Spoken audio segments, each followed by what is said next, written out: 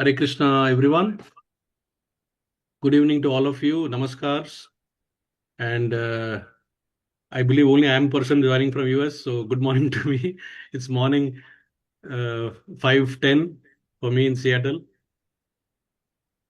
And the temperature is quite cold, though even though it's supposed to be summer, it is about 12 degrees outside. Okay, so welcome to our Gitamritam Rasamalayam weekly sessions every Saturdays that we have. Today, of course, we are doing it on Sunday and also next three sessions. We are on session number 44 and we are discussing and studying chapter number 7, that is knowledge of absolute.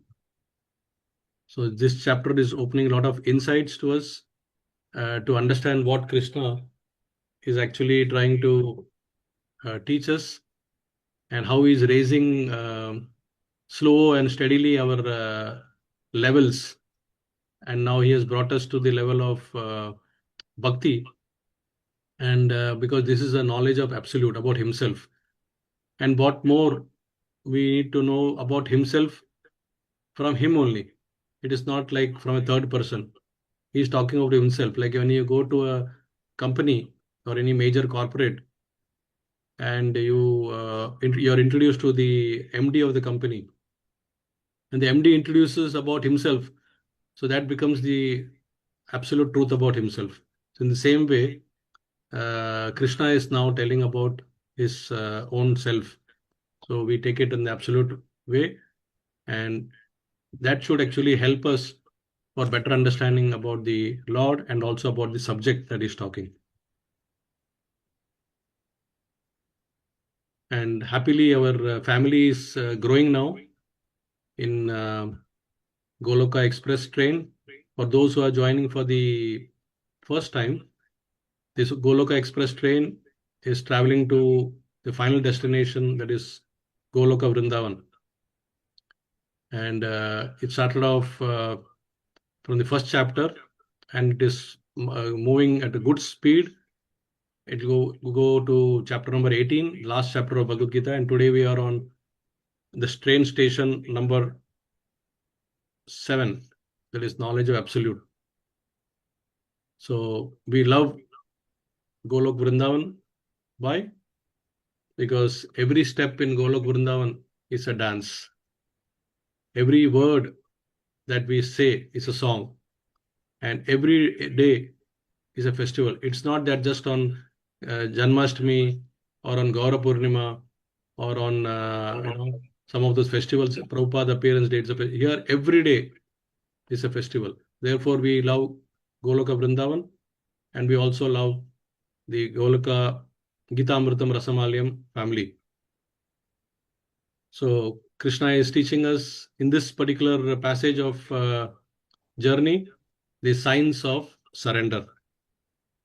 How by surrendering to him, we can shed off our beast of burden. So we'll see what is that beast of burden also.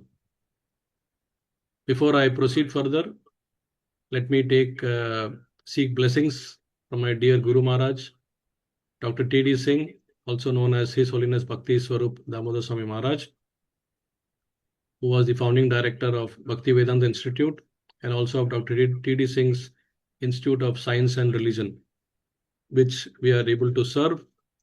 And his Samadhi Mandir is at Radhakund since 2006 that Maharaj entered into Nitya Leela. And he's a very close scientific disciple, if I may say so, of His Divine Grace A.C. Bhaktivedanta Swami Srila Prabhupada, the founder Acharya of ISKCON. Prabhu, you have raised hand? We were there today in the morning. I thought I must mention this. Wow, great. We took his blessings. Thank you so much. And as you can see in the picture, Srila Prabhupada is always situated at the lotus feet of Sri Nityanand Prabhu, who is our Adi Guru and the source of our spiritual strength. So with these blessings, I just say the pranam mantra for both of them before we get started. Om Agyana Timirandasya Gyananjana Shalakaya Chakshurunimiltamena Tasmai Shri Guruve Namaha. Namo Vishnupadaya Krishna Prasthaya Bhutale Srimate Bhakti Swarupa Damodar Swami iti namine. Namasad Bhaktamani Manipur Udbhavaya Cha Srila Prabhupada Lasatavani Pracharini Ratayate. Namo Om Vishnupadaya Krishna Prasthaya Bhutale Srimate Bhakti Vedanta Swami iti namine. Namaste Saraswate Deve Gauravani Pracharine Nirvisesha Shunyavadi Paschata Desha Tarini. Jai Sri Krishna Chaitanya Prabhu Nityananda Sri Advaita Gadadhara Srivas Adi Gaura Bhakta Vrinda.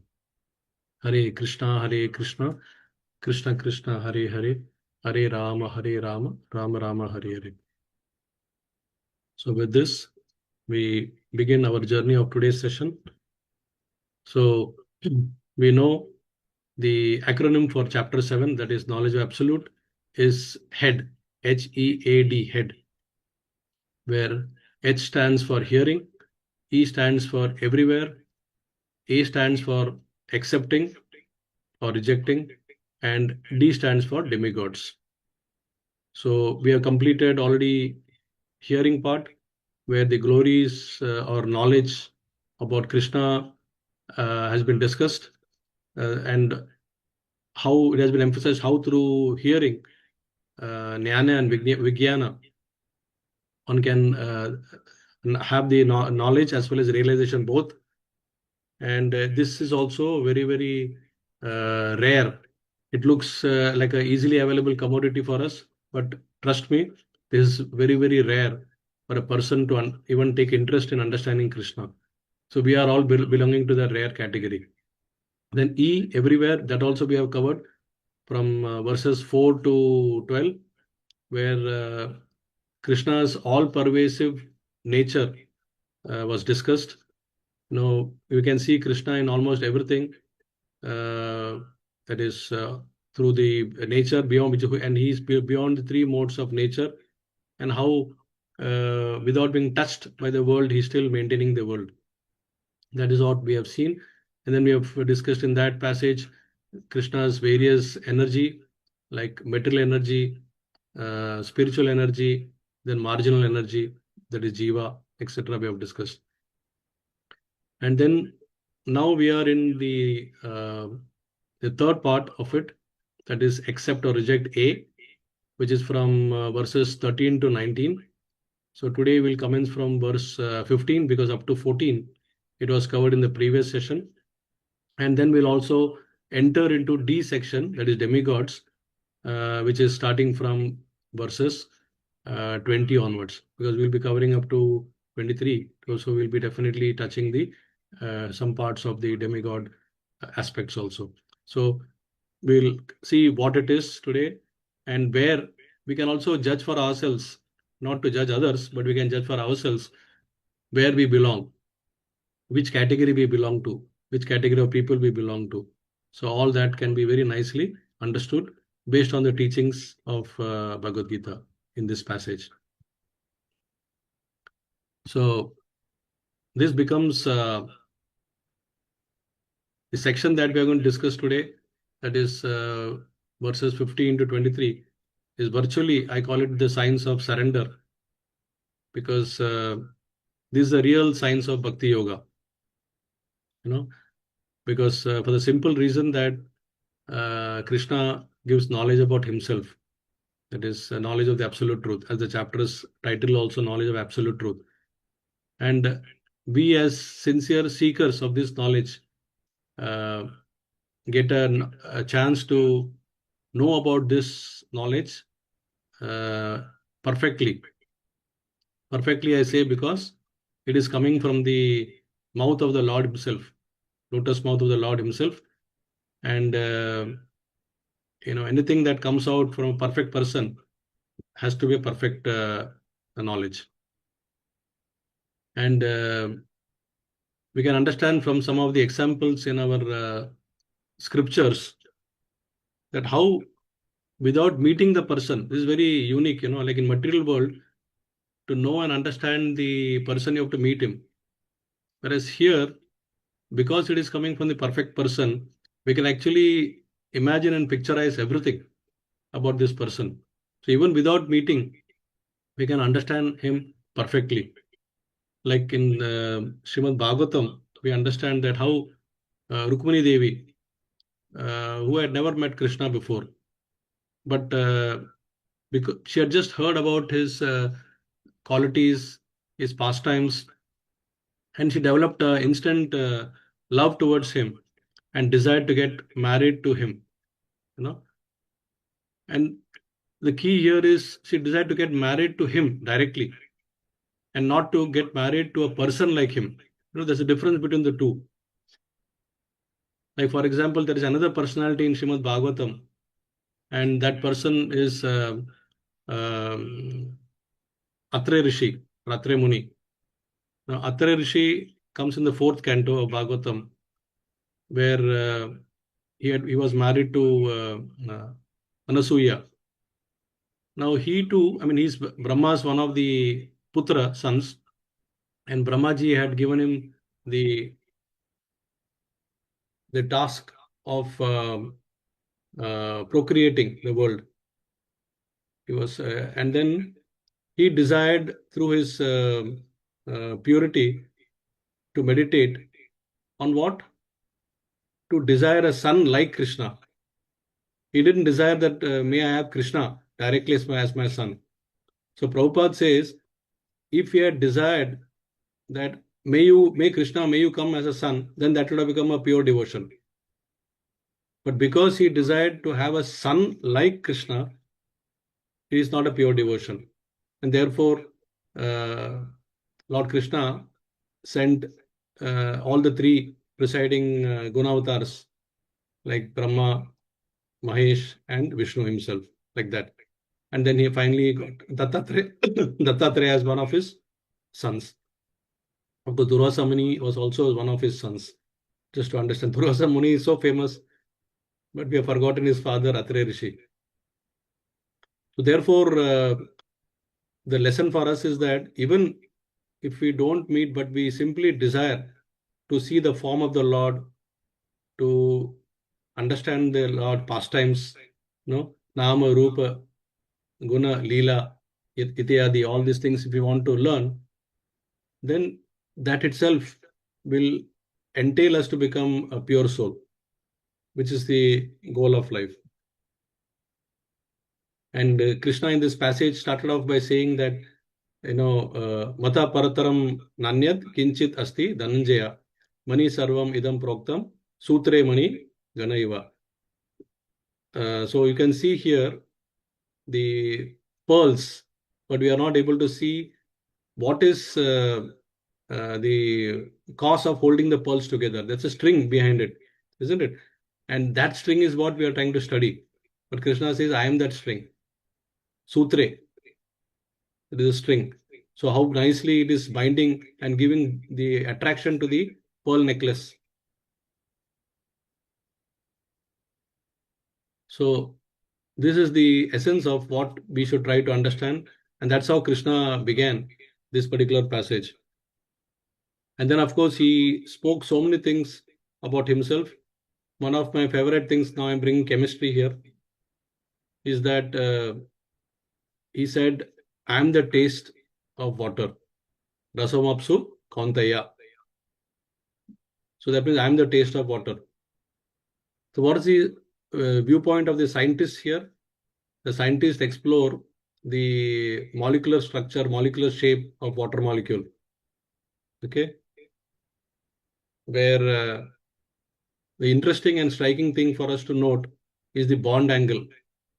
The bond angle between the two hydrogen atoms is perfectly fixed at 104.5. And scientists claim that this is the science behind the water molecule, and this is the science behind this perfect angle is actually giving the water molecule or water the taste that it is. We are enjoying the taste of water. And if you see the spiritual angle of it, what is the spiritualist viewpoint? Rasavamapsu Kauntaya, Krishna says, I am the taste in water. So that means, how do we correlate So this perfectness of this angle of 104.5, which is giving the taste, the spiritualist will view it as coming from Krishna himself. So Krishna being Om Purnamada, Om Purnamidam, Purnat Purna Udachyate. He is perfect, so everything that he is creating is also perfect. There is nothing imperfect about his creation. So the way we integrate the two is that scientist also is correct and the spiritualist is even more correct, because the spiritualist says that this angle, bond angle of 104.5, is due to Krishna's own will. He decides that I'll keep this angle, because scientists say that this angle is so critical that even if it is slightly altered, if 104.5 becomes 105 or 104, then the properties of water will change, the taste will change, everything will change. Imagine, and it's not only about water, there are so many universal constants that the scientists are now discovering. No, so many universal constants are there, and each of these constants, the scientists claim that if it is altered even little, the universe will not be a place to live where we are living so comfortably. So this is the beauty, dear devotees, of this particular creation of the Lord. So Krishna says, Rasavapsu Kaunteya, I am the taste of water. See, we are enjoying the taste. And then he said that the fragrance which we are getting from earth, Prithvi, Punyo Gandha, Prithvimcha, I am the fragrance. So beautiful. I don't think there is anybody who doesn't love the fragrance of earth, especially the first rains. When it rains, first rain, that gives beautiful fragrance. And irrespective of what age group we are in, we love that taste, the fragrance. I remember when I first went to Saudi Arabia to begin my stint of my professional career there in 91, 92. That time, the first thing that struck me was the smell that is pervading in several parking areas, where the cars are parked, like in the shopping malls. There's a unique smell that comes there. And that smell is of a high grade petrol. Like in India, typically the petrol grade is octane 92 or 93. In Saudi Arabia, the refining is so much that they refine it to octane grade 98. It is ultra pure. And trust me, dear devotees, that fragrance is, even though it's petrol, that fragrance is very, very appealing. So I used to wonder in the parking lot that time, first when I went, from where this such an attractive, beautiful smell is coming. Then I understood that it is coming from the petrol, of the vehicles. It's got a unique smell. So this is the fragrance coming because of Krishna is saying that Punyo Gandha Prithvim Cha. Prithvim Cha. Then he says Teja Chasmi Vivavasoho. That is, I am the heat of the fire. Then he says Jivanam Sarva Bhuteshu. I am the life of all living beings. All, not only of human beings, but Sarva Bhuteshu. All living beings, I am the life. Therefore, when we say that there is soul and super soul in all living beings, that understanding comes from what Krishna is saying right here. Then he says, of all the tapasvis, tapas chasmi, tapas vishu, I am the tapas. When people do tapasya, especially in the previous ages, in Satya Yoga, in Treta Yoga, people used to do heavy tapasya. In Satya Yoga, that was tapasya was the real way of worshipping. So when we hear that Hiranyakashipu did tapasya for thousands of years, right now we are astonished. We don't believe it because it is beyond our understanding. But it was a fact because they lived for 1 lakh years in Satya Yoga. Then gradually came down by 1/10 to 1,000 years in Treta. That again came down to, it was, so now it is in Kali Yuga, it is, let's say, 100 years. So 10 times 1,000 was the in previous Yuga. That is Dwapar, and 10,000 was in Treta, and then 1 lakh. 1 lakh was the lifespan in Satyuga. You can imagine people. That's why when Vishwamitra was doing meditation for 60,000 years, how he did that? That is 60% of his lifetime. That is what we have to understand. Then we understood that Krishna also mentioned that I am the original seed of all existence. I am eternal. Bijam Sanatanam. Bijam Mam Sarva Bhutanam, he says. Then he says, I am the Buddhir of all the Buddhimatman. That is, I am the intelligence of all the intelligent people. And that, therefore, we say that Vyasadev, who is the original writer of Srimad Bhagavatam and several of our Vedic texts, he is the literary incarnation of the Lord himself. Or you can say Shakti Avesh avatar. Similarly, Narada Muni is considered to be the Shakti Avesh avatar of Kirtans, that is singing the glories of the Lord. Prithu Maharaj was the Shakti Avesh avatars for administration, one of the most able kings ever. Similarly, among the normal human beings, mundane human beings, the strength, the talents, singing, beauty, powerful, fame, wealth, etc. If somebody is having that in exceptional way, that is coming from Krishna. Krishna says, I am that. Similarly, Tejas Vinam.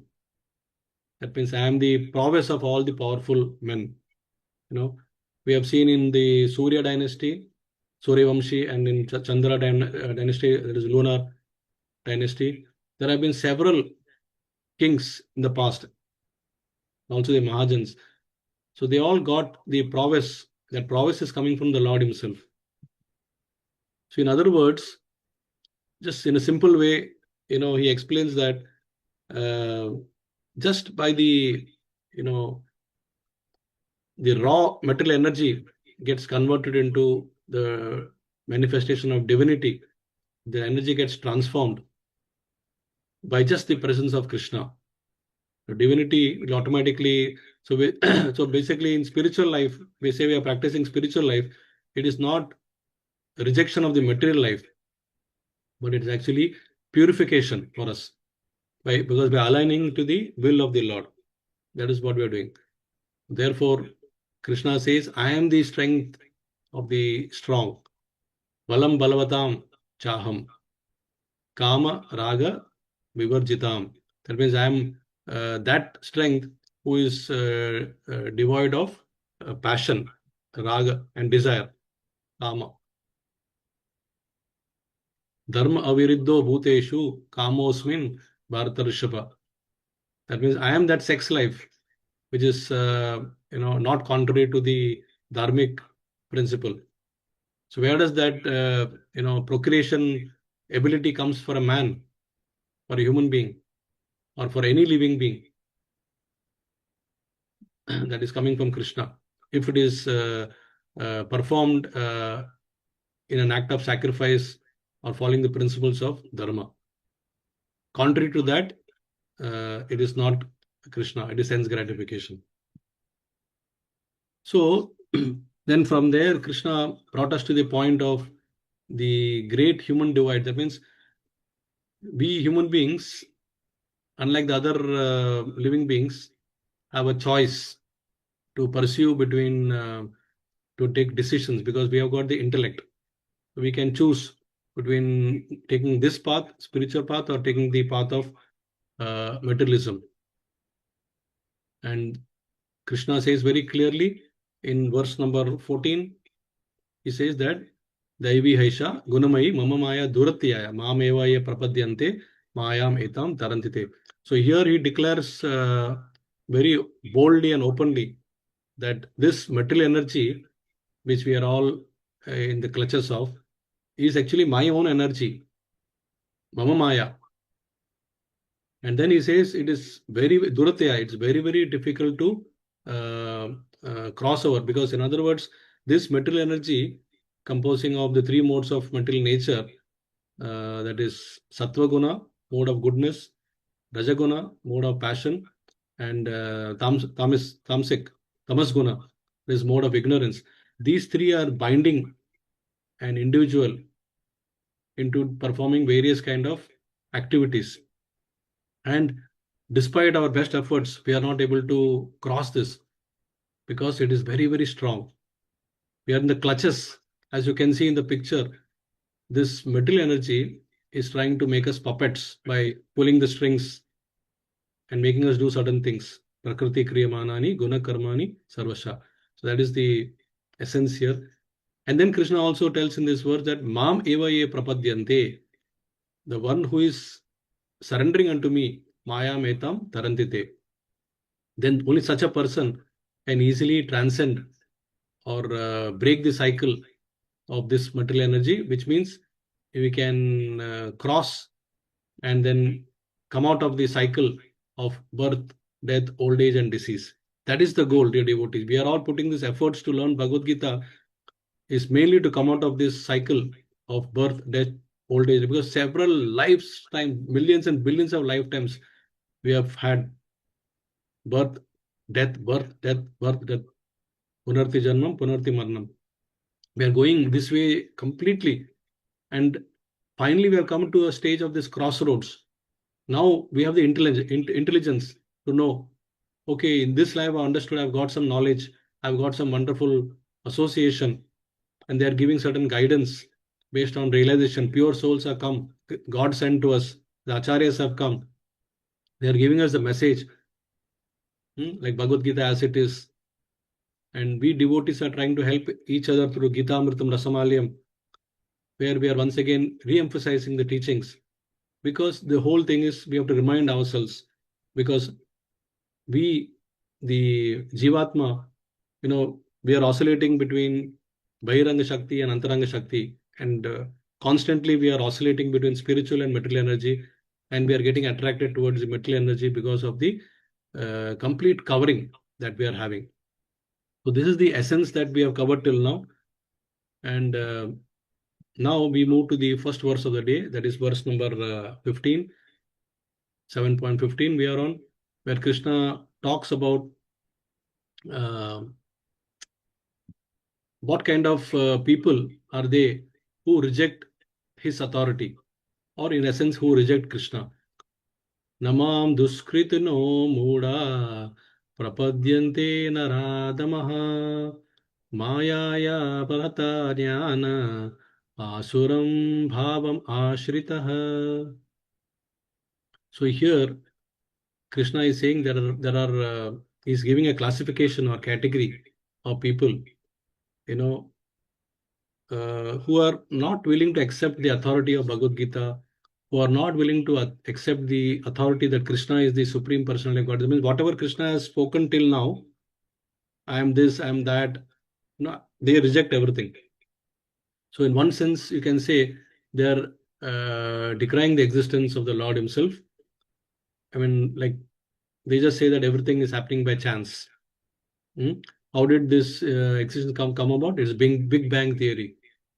There was a Big Bang, and as a result, the various under favorable circumstances, the various chemicals, they got together, and the primordial soup of all the living beings, that is the amino acids, DNA, RNA, all those things came about by the suitable interaction of chemicals at the appropriate favorable time, and that facilitated the creation of living beings. That is what the theory of scientists is. Whereas spiritually say this is a big vision, not Big Bang, but it's a big vision. And therefore, they are able to correlate that with what Krishna is saying. So Namam Duskritino Muda. So who are this? Krishna says these are the miscreants. So Duskritino means basically they are miscreants. So primarily you can see that Kritino means people who are pious people. Kritino is Sukruti. That is, you have accrued some pious credits. So Kritinos are basically people who are pious, and Duskritino are opposite of that. They are miscreants. So these people, Krishna says, are Muda. First thing he says, they're Muda. Muda means grossly foolish. Second thing he says, they are Naradamaha. That means they are, Nara means human being, and Adama, Ada is basically something that is low, like something that is below you is Adava, Ada. So Narada or Narada is basically lowest among mankind. Then Maya ya Aparataha Jnana. That means Aparata is something that is stolen, and Maya means the energy of the Lord, that is the material energy. So there are people whose knowledge or their intelligence is stolen by Maya. What a tragedy that is seen. They have knowledge, they know how to make intelligence enough to make bomb, technology, etc. But they cannot understand that the knowledge has been stolen to such an extent that beyond this they cannot understand that there is a creator also. So they are actually Maya Apagrata Jnana. And the fourth category are people who are 7:15. Yeah, somebody's mic is on. Can you kindly unmute? I can't see the person. Can you kindly mute, please? Okay, thank you. So the fourth category is in this four types, that is in Duskritana, is Asuram. Asuram are typical atheist demons. They are directly they'll reject the authority, like Hiranyakashipu, Ravana. Hiranyakashipu, Ravana, even the modern, I would say, philosophers, scientists, etc. You find several of them. They do research.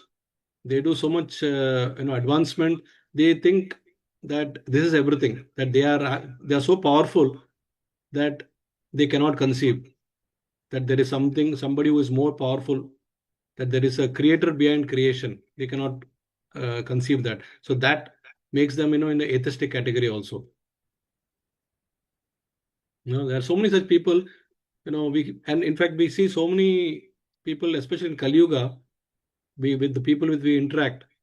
Kisne dekha hai isko sab. So why to believe all that? So they tag seeing is believing. Have you seen God? So then why are you believing in God? They cannot see that God is present in water, the taste in water. That reminds me I have to drink water.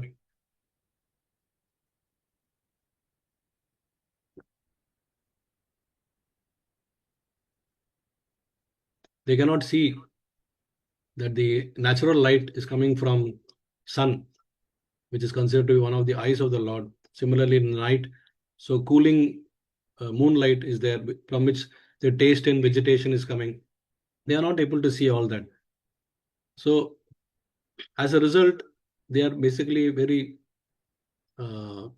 selfish natured people, and they cannot pursue any spiritual goals because they reject the authority. So now let us try to understand these four categories of Duskritinos a little bit more in depth.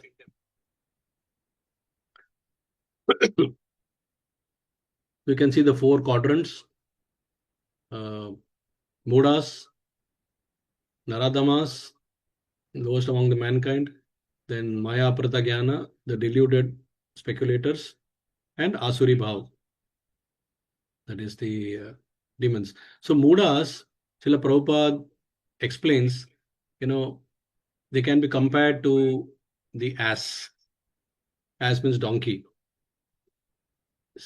You can see that the donkey is characterized to carry loads, which translates into, the burden that we all carry in our own way.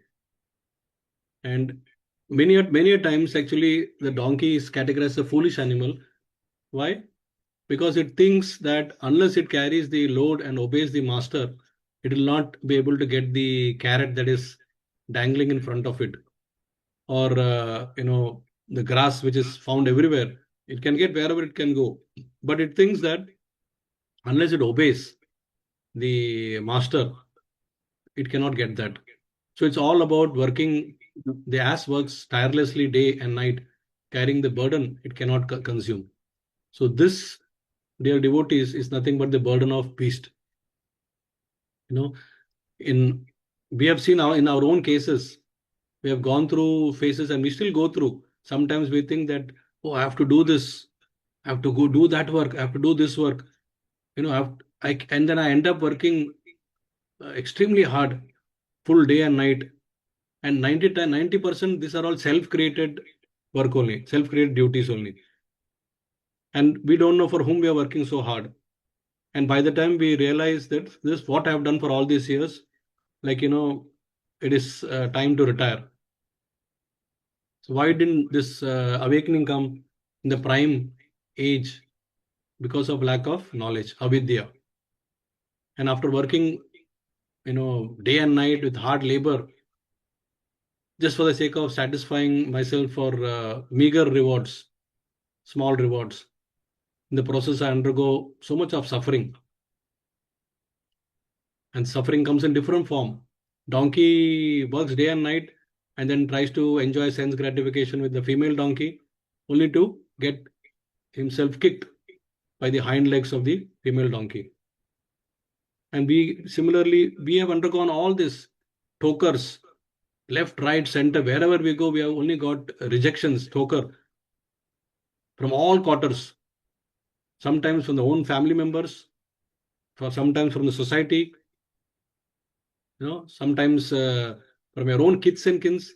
There are so many reels coming out now where the elders have been thrown out of the house and they are homeless by their own children, for whom the parents work so hard day and night to raise them. But when the children become big, the parents become a baggage for them. That's when the relation comes. This doesn't happen for all, mind you, but it does happen. Because otherwise the reels will not come out. People are undergoing all these things. So that is basically the beast of burden they carried.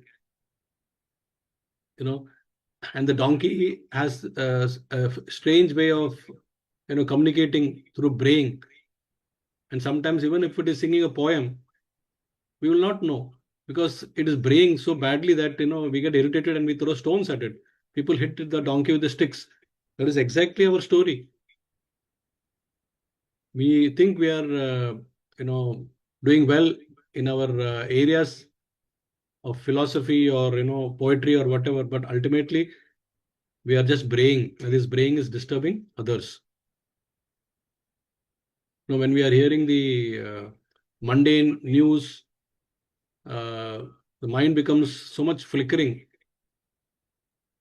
and as a result, sometimes we become more and more foolish, that we get more and more drawn towards this mundane news, and then we go away from Krishna in the process.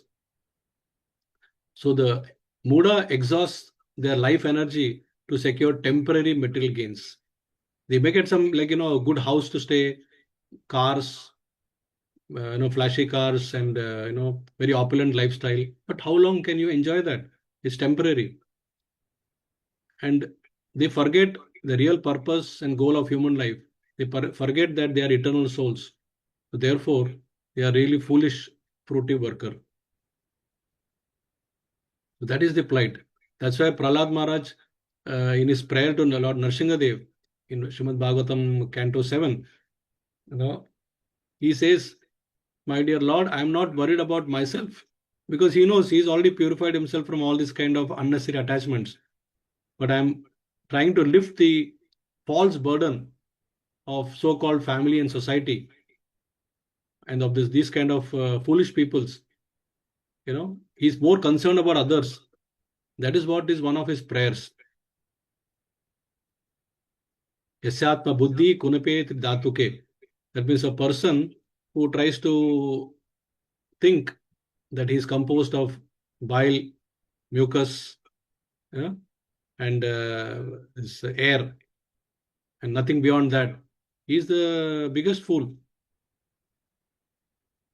Janeshu abhineshu sa eva gokhara, Prabhupada says. This is Prahlad Maharaj's teachings. So gokhara is nothing but cow and asses. He is no better than a cow and ass. So this is actually our story of our life. Throughout the life, we are carrying the burden of beast, And then we question ourselves at the end of the life when there is nothing further to be done. That time we think what I have achieved, and all this kind of thought comes. That's time when wisdom comes. So basically, wisdom can come at a younger age also. Prahlad was only 5, and he was giving this nice enlightening talks to his own school friends. How did he get that? Because he got the realization at that age. He showed interest in his mother's womb itself, Kayadu, because he heard the teaching of Lord Narad Muni, his mother. So he picked up from there. So we have to be wise. We should. I'm not saying that we should reject all the work that we are doing, because we have to. We have got a material body, so we need to preserve the body. But we should know the art of balancing between material activities and spiritual activities. Somewhere there has to be a proper balance. It cannot be lopsided that for the next 30, 40 years, I'm going to do only material activities. There's no time for me to even think about Krishna. What sort of life is that? And when I realize it is too late. My senses are not perfect at that time. So this is the case of Muda. So it's very sad in one sense. So we have to rise above that. So these people cannot surrender. Then similarly, Naradamas.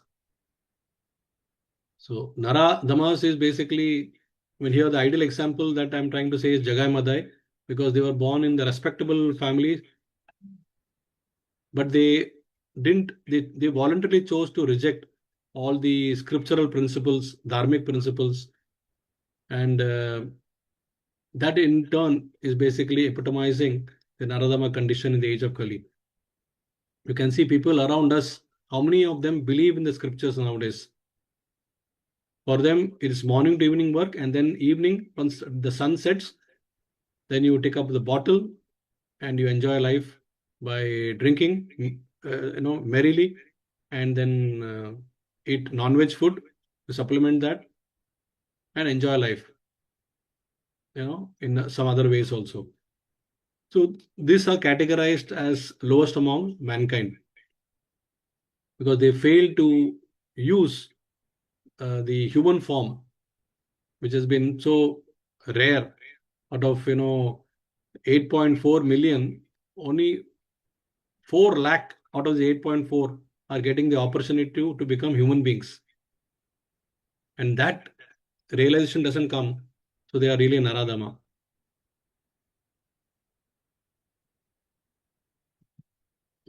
Then Maya Aprata Jnana. So this is also a very sad case of people like great philosophers, scientists and scholars. They are highly educated, dear devotee. They're educated. There's nothing wrong with them. You find so many of well qualified people, highly respected people in the society, but yet their real knowledge is misdirected. And ultimately, you can say that it is stolen. The real knowledge is stolen because they fail to recognize the authority of the Supreme. It is like the analogy given here is like a high-powered computer. The computer's got all the capabilities and different features, but if it is connected from the main server, what is the point? What is the use? So this is exactly the case of Maya Partha Jnana people.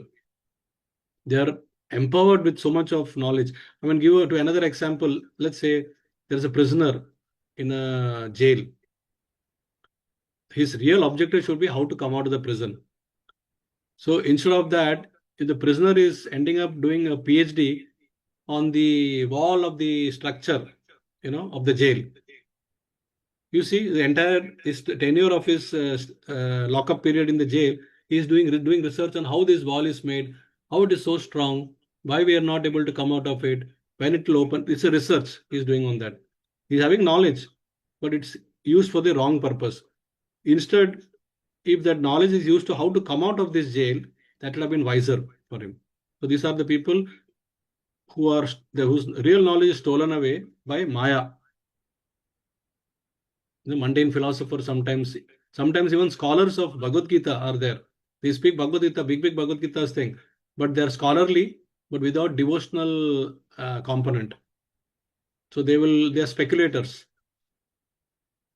when Krishna says, when Bhagavad Gita says Bhagavan Vacha, they will say, oh, see, Krishna is saying Bhagavan Vacha. That means Krishna is a human being and Bhagavan is the ultimate, Brahman, or maybe the energy. And from energy came the energetic. How stupid that understanding is. That is, Krishna clearly says, these are all my energy. Daivi Asha Gunamai. So these are all my energy. That means he is the source. That they are not able to understand. So therefore they are completely misled, and they mislead other people also. No other agenda. They have no agenda of God also. And the fourth category in this category of Duskritam is Asuram. These are openly atheistic people like Hiranyakashipu, very powerful like Ravana, but they straight away reject the authority, completely demonic in nature.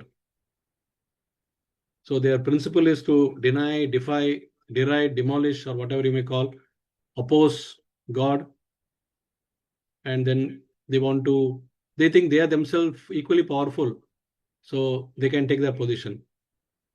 Why Krishna has to be supreme? Envious. They are envious. Why Vishnu has to be powerful? I am equal to him. I am also powerful. I am also God, like that. So that Asuric Bhav.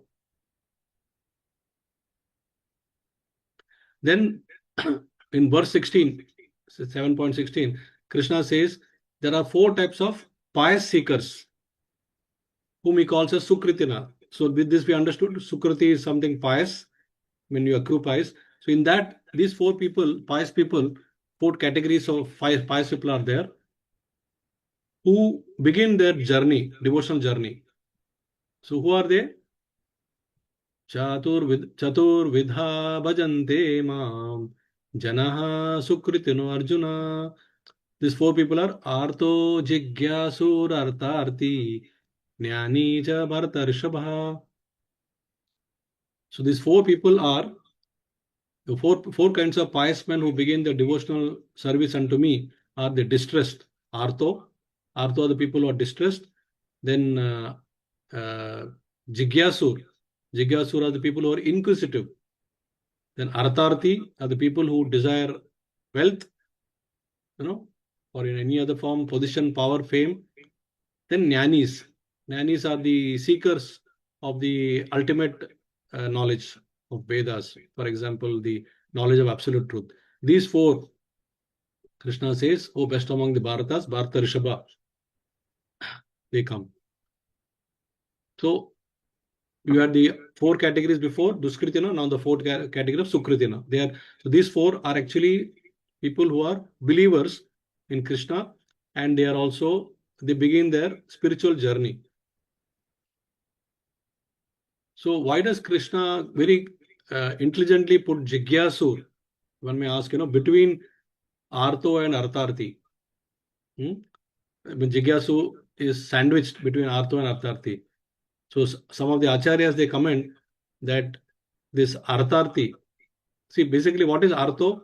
Artho are the distressed people, and Artharti are the people seeking wealth. So at some stage, both these, that is, people who are distressed and the people who are desiring wealth, they tend to be inquisitive. They tend to understand the philosophy. So therefore, they become Jigyasu at some stage. That's the progression they make. So Jigyasu, that's why he has put Jigyasu, inquisitive. So now the question is, are they pure, all these 4 categories? Srila Prabhupada answered that, saying that they are not pure, but they have the potential to become pure. Because to become pure, one has to be completely free of any attachments to material things or material attachments, even attachment to Rupa Goswami beautifully explains this in Bhakti Rasamrita Sindhu, the definition of what is the Uttama Bhakti or pure devotion or pure devotional service. He says, Anya Abhilashita Shunyam, Anya Abhilasha Shunyam. That means virtually there has to be no Abhilash of what? Jnana Karma Adi Anavritam. Jnana and Karma. You have to be completely free of material desires and also of Jnana. Jnana means you're seeking knowledge, but for sense gratification. You want to know this, you want to know that, but not for serving the Lord. So anya abhilashita shunyam jnana karma anavritam anukulena krishna no anukulena shiranam bhaktir uttamam. So anukulenam is something that is what is favorable, to do bhakti of Krishna. That is uttama bhakti.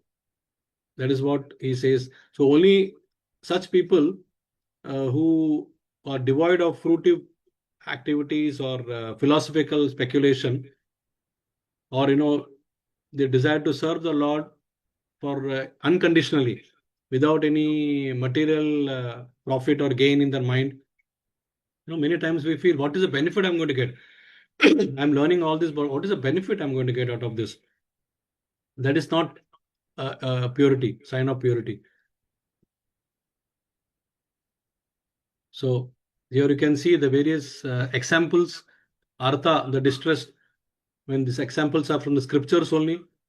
So artho means basically one who is in extreme distress or pain, and therefore he wants to be freed from that pain or dukkham. So there can be different types of dukkham for people. Some may be dukhi because of health issues. Some may be dukhi because of family disputes or property disputes. Some may be dukhi because of job related problems. Some may be dukhi because of poverty condition. They are not able to meet the two ends together. Some may have personal relationship problem with spouse, friends, children. Some may be under the vicious attack of the enemies. So different types. Some may be recovering from an accident. So different types of distress people may have. We cannot speculate. There may be so many reasons. But the worst distress that ever has come in the history of our creation is the one that is depicted uh, of the story of Gajendra. Gajendra was such an opulent king, king elephant, as you say, that virtually the whole, animal kingdom was under his control, until he was once bitten in the feet by a crocodile. And even at that time, he thought, I am so strong, I can help myself. And after some stage, he thought that even if I cannot help myself, my family members will pull me out. My wives are standing there, my children, so many people are there outside, they will pull me out.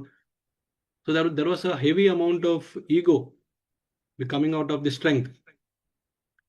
And as it turned out, he could not pull out from the clutches of this deadly crocodile. And it went on for 1,000 celestial years. Celestial years, 1,000 celestial years, as per Srimad Bhagavatam. Imagine, we all have struggles in our life. A few years, maybe one lifetime, maybe several lifetimes. But here, Gajendra, in that same lifetime, for 1,000 years, he has struggled. And imagine the agony he must have gone through. And he's seeing his own family members one by one leaving him and going away, because they felt that it's a gone case now. We cannot, So at that time, he took shelter of Vishnu. He remembered his previous life of the bhakti that he had performed, and then he just plucked a nice lotus from the pond there, and he offered it to Vishnu. And he started praying with that, oh Vishnu, I have nothing more to offer, and please accept this and rescue me. No sooner he said these prayers, than Vishnu came on his Garuda Vahan and then rescued him by Sudarshan Chakra. Immediately relieved him of the pain, and then took him back to Godhead. So he was relieved from that.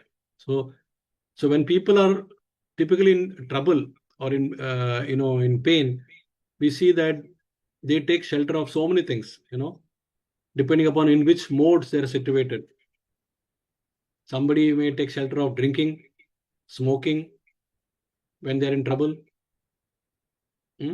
Somebody may take shelter of sex or money when they're in trouble. They feel that by When my money will solve all my problem. But that's not the case.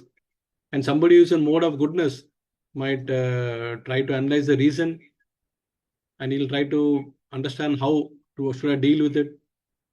He may approach some seniors, some like-minded people, and somebody who's in in transcendence, situated in a higher mode still, he may take direct shelter of Krishna. He knows that only Krishna can resolve my miseries. So in this way, Artha are the people who surrender to the Lord. I mean, not surrender exactly, they take to devotional service. They are not yet in the stage of surrendering, but eventually they will surrender. And Jigyasu, the example given here is like somebody who is a knowledge seeker. So Shaunaka Rishi was among the other rishis who was sitting and hearing the Bhagavatam or Bhagavad Puran from Suta Goswami. So Suta Goswami was very, very intelligent and knowledgeable. He had heard it from Sukadev Goswami, the original Bhagavatam speaker of Bhagavatam. When Sukadev Goswami was speaking to Parikshit Maharaj, Suta Goswami was present there, and Suta Goswami then narrated again to all the rishis in Naimiyasharani there, which is with Prabhupada says the present day somewhere near Lucknow, no? Near Lucknow, Naimiyasharani. So in that, Shaunaka Rishi was present, and thanks to Shaunaka Rishi, he asked so many questions. He said Shaunaka Rishi Adi, along with other rishis. So that is a sign of Jigyasu. We have so many questions, inquisitiveness. You want to know the knowledge about Lord, the desire to know about Lord. And eventually that person wants to get liberated. So it takes the assistance of the knowledge to get liberated. So he wants to go beyond Sukham and Dukkham. And he wants to know about Bhagavan. Then Artharthi. Artharthi, a classic example given in the scripture is Dhruva Maharaj. Because Dhruva Maharaj was humiliated by his own father, and he was thrown out of the house. He left his house because he did not get a place to sit on his, leave alone the throne, but also his father's lap. Uttanapad. So Dhruva Maharaj then got under the association of his teacher Narada Muni and meditated that he wants this meditation was directed towards getting a kingdom much superior, not only much superior to his father's, but even bigger than Lord Brahmaji having. So it's like a desire of a poor man becoming wanting to become ultra rich.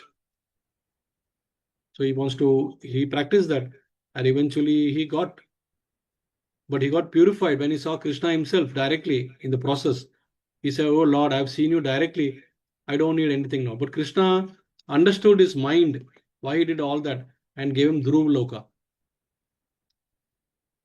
a special planet in the material universe, but it is spiritual.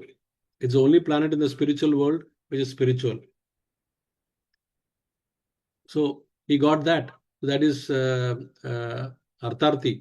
So when somebody is desiring to pray to Krishna to solve his material wealth problem, that is Artharthi. And the fourth category is Jnani. Jnanis are basically seekers of absolute knowledge, not mundane knowledge. Jnani is somebody who is seeker of absolute knowledge. So one who has understood his spiritual constitutional position eventually. He knows that Bhagavan is, the supreme. I am Jiva. My job is to take shelter of the supreme personality. So he transcends, like he can be even a worshipper of Jnani means he can be a worshipper of, he thinks that Brahman is supreme. That is the impersonal way of worshipping. So the four Kumaras of the sons of Brahma, they were classic examples of such Jnanis. Even Sukdev Goswami was a Jnani before becoming before getting purified. He became purified after hearing from his father the knowledge of Bhagavatam from Vyasadevi's father. So he became pure soul. Pure soul means somebody who worships Bhagavan. Somebody worships Brahman, that is the effulgence of the Lord, is emanating from the body of Bhagwan, is not fully pure. He is a nanny, more like a nanny. So these four categories can definitely become pure, and their chance of becoming pure is through association with pure devotees. So there's an important lesson coming, that is the when we are in danger and distress in the material world, often such situations propel us to serve the as a great catalyst for spiritual awakening, provided one is pious, receptive, and humble. So this is also one of our question for reflection today. I'll post it later on at the end of the session. Each one of us can think about what situation of disturbance or distress or danger one has undergone, which has served as a catalyst actually to pursue the path of devotion. In fact, Chaitanya Charitamrita says that sadhu sanga sarva shastra kaye lava matra sadhu sanga sarva siddhi hoy. That means only even if you take a lava matra, 1/11th of a second is a lava of a 1/11th of a second of a time association with the pure souls, we become purified. That is the real hope for all these four categories. Somehow find to search a pure devotee so that we can become pure. Because a pure devotee, like let's say, we can think of our own Srila Prabhupada. When a pure devotee is speaking, his Vani is also pure. And when we hear that pure Vani, then automatically the purity sets in, our heart becomes cleansed, and then purity sets in automatically. We also become pure. That is the advantage. There's a verse in Chaitanya Charitamrita, Nitya Siddha Krishna Prema. That is people who are established, Sadhya Kabunai, Shravana Shuddha Chitte, Shravana Shuddha Chitte, Karaya Uday. That means when you completely, the pure love of Krishna, the Krishna Prem, is actually eternally established in our hearts. Only when, and it cannot be gained from outside. This is situated, it's automatically sprouting in our heart. Only through pure hearing and chanting. That is what our goal should be. So the whole objective of learning this is how to transcend beyond our contaminated state and become pure. Moving on to the next verse. I will move a little fast because already time is going up. So verse 17. Tesham jnani nityayukta ekabhaktir vishishyate priyo hi jnanino tyartam aham sa cha mama priyaha. So Krishna here in this verse is showing some, out of these four categories, he is showing his natural inclination towards one particular class, that is jnani. He says of these, the one who is in full knowledge means full knowledge of him, Krishna, and who is always engaged in pure devotional service of Krishna, is the best. I am very dear to him and he is very dear to me. It's a clear, bold verdict of Krishna himself. So he likes all the four categories of people who are taking up devotional service, but he says the jnanis are dear to me, and they are also I am also dear to them. So it's like mutual reciprocation. So how do we understand this? The simple way is that, first of all these four categories have some material contamination, even though they have taken a decision to follow the path of pure devotional service, they are yet to be cleansed of material contamination.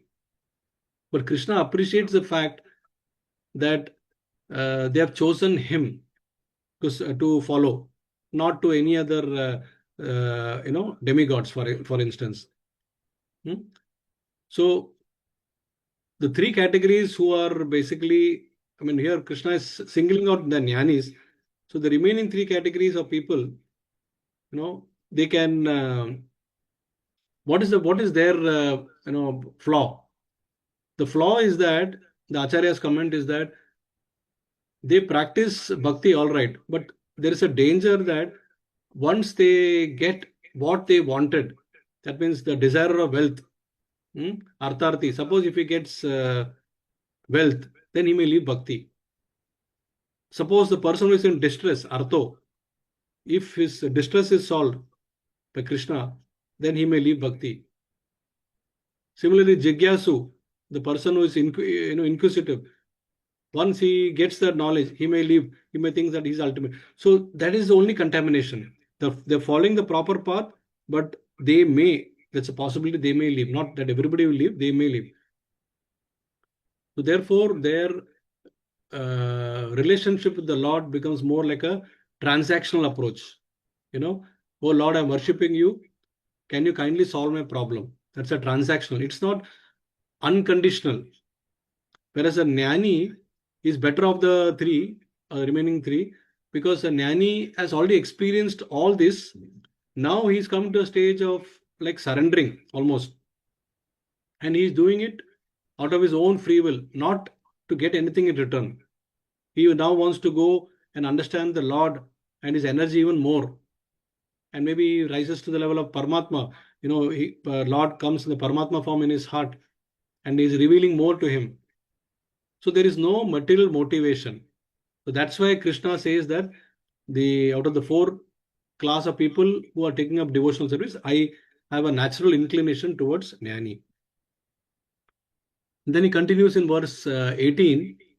Udara sarva evayate jnani tva atmaveva me matam ashitah sahi yuktatma mam evanuttamam gatim. Of all these devotees, although all these devotees are undoubtedly magnanimous souls, but he who is situated in knowledge of me, that is jnanis, I consider him to be just like my own self. Being engaged in my transcendental service, he is sure to attain me, the highest and the most perfectional goal. So Krishna is further reiterating and re-emphasizing this point that no doubt all of them are great. He is at least giving us the acknowledgement.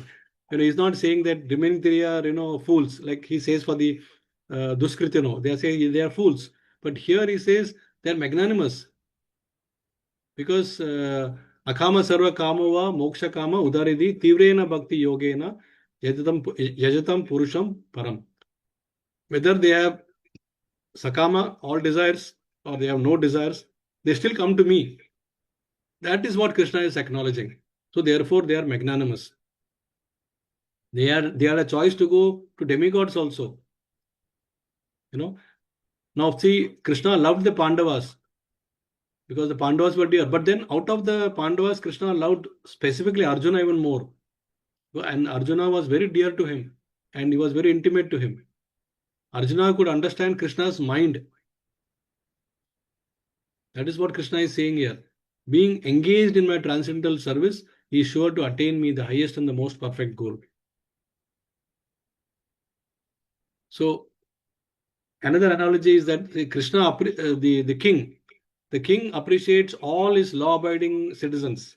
For him, as a king, he has to be impartial. He has to be neutral. So he will respect all the law-abiding citizens. But somehow he has a confidential secretary also. Always he has a confidential secretary. Because the confidential secretary is most intimate and loyal to him. He knows the king's mind and he tries to serve him with pure love as his very soul. That is the reason why Krishna says here in this verse that Udhara Sarva Evate Jnani. Out of all, he says that the Jnanis are more dear to me than anybody else. Okay.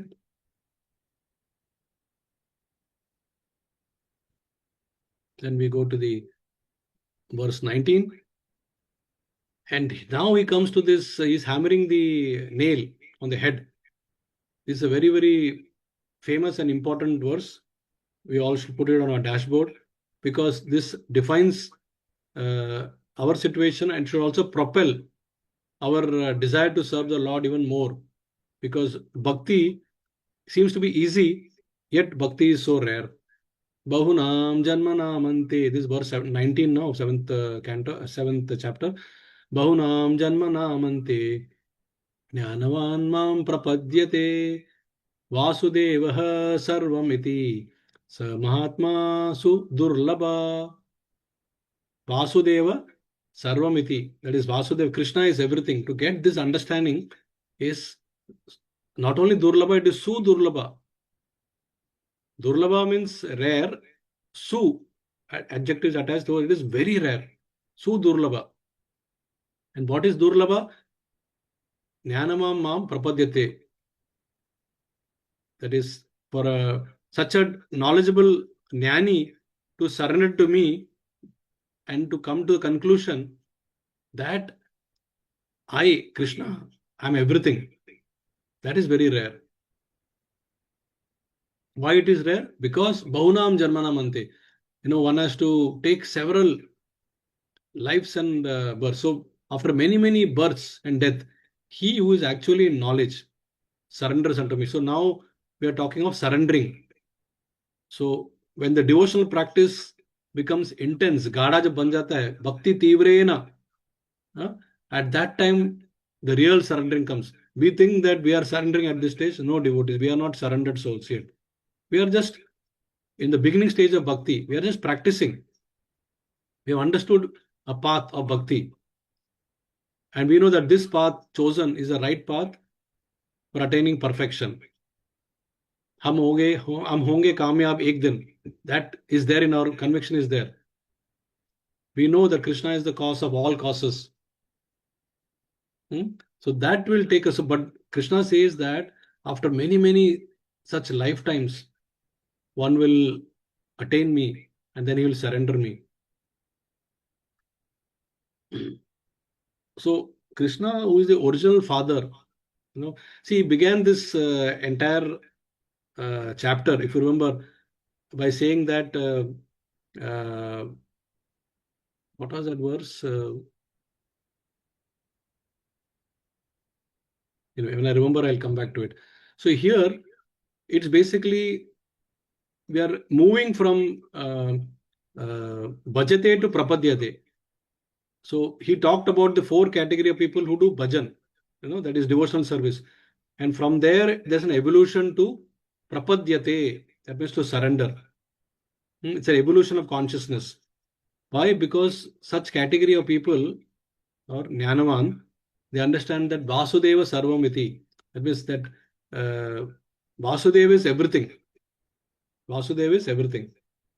There is no truth higher than Vasudeva. He is the ultimate. That is what they understand, the realization they get. And thus, they get the purification. And slowly and gradually they get elevated and the mind becomes completely fixed on the worship of Krishna, Krishna's lotus feet. See, if you see this way, that in Prahlad Maharaj's, Leela, both Hiranyakashipu and Prahlad Maharaj had their knowledge about Vishnu, correct? What was the difference between the two? The difference was Hiranyakashipu, despite having the knowledge, was not ready to surrender to Vishnu. And Prahlad Maharaj had the knowledge, so he surrendered to Vishnu. And if you see, when Hiranyakashipu asked Prahlad that where is your Vishnu? Is he here? Is he there? Is he in this pillar? I'll take out the sword and I'll smash this pillar. Is he present? If he's present in this pillar, he should come out of this pillar. So that means it's a sign of somebody who's not surrendered. Whereas what was Prahlad Maharaj's answer? Yes, he is there in this pillar also. Because he's fully surrendered, he knows that Vasudeva Sarvamiti. It's a rare soul. So that is the significance. And then when Hiranyakashipu smashed the pillar, he saw Vishnu coming out as Narsingadev Avatar. So therefore, we can understand from this verse that Krishna is trying to emphasize the slow progression from one level of reality to the higher level of reality. Samatma so durlabha, very, very rare.